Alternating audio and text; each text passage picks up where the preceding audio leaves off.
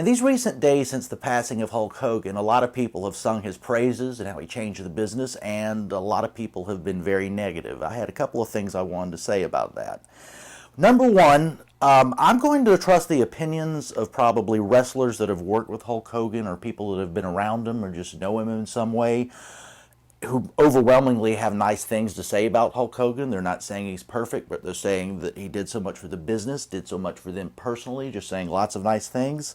I'm going to trust their informed opinions more than hateful randos on the internet with no grace or empathy for the man on the day that he died and on the days after he's passed. That just makes sense to me, to listen to the people who knew him best. As wrestling fans, we can have opinions, but I was astounded by how hateful and hurtful and the things that his critics were saying on the day he died. Now, that brings me to a second point. Do you define a person by the mistakes that they made after they're gone? What he said, the racial slur controversy, there's no defending it. No defending it whatsoever. But he did apologize for it. Some people say he didn't apologize enough for it. Well, there's a debate to be had there.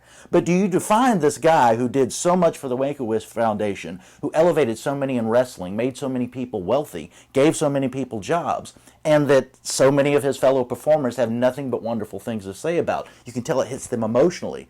Do you define him by something he did wrong one time?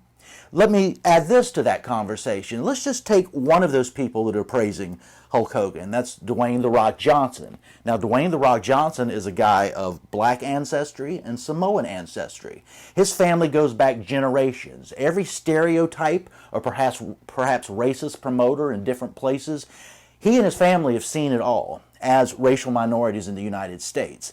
He knows that history. He knows what real racism looks like. And that's not to say what Hulk Hogan said was not racist, because it certainly was.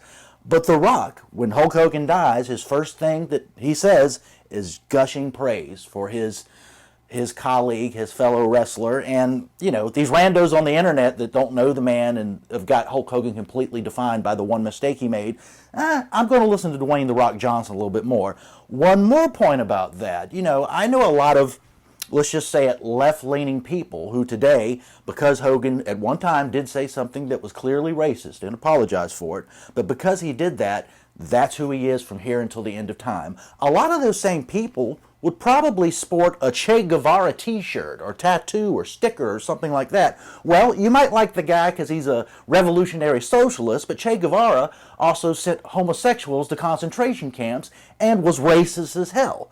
And yet, I don't expect a lot of those people who might wear a Che Guevara shirt but thinks Hulk Hogan was the devil incarnate to see the contrast there and how ridiculous it is. So maybe a little bit more consistency from the haters.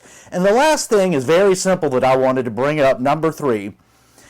If Hulk Hogan had supported Kamala Harris in 2024 instead of Donald Trump, do you think all the people hating on him right now might instead be saying, well, nobody's perfect. Everybody makes mistakes, all because he supported the candidate they liked, Kamala Harris, instead of Donald Trump? If that sounds partisan and silly, that's because it is. That's what happened. It is partisan and silly, and it's also true.